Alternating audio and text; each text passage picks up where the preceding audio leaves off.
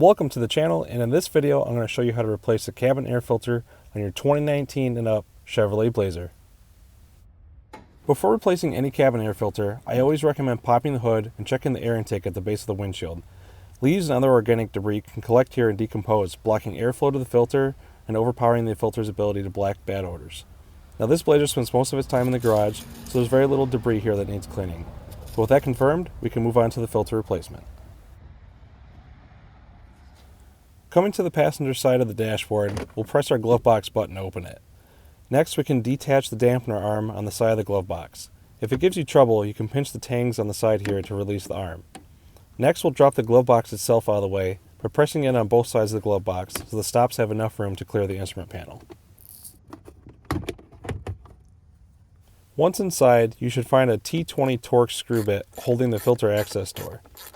Once this screw is removed, you can release the access door by pressing the tab on the right side.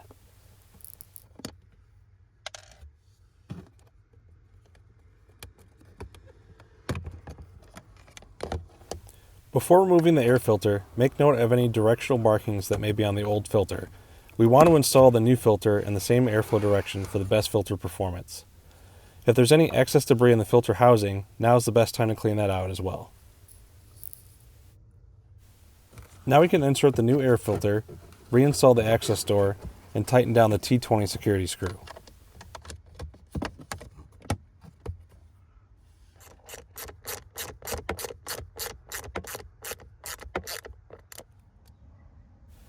Now we can pop the Glovebox back into place, pressing in on the sides as needed to clear the stops on each side.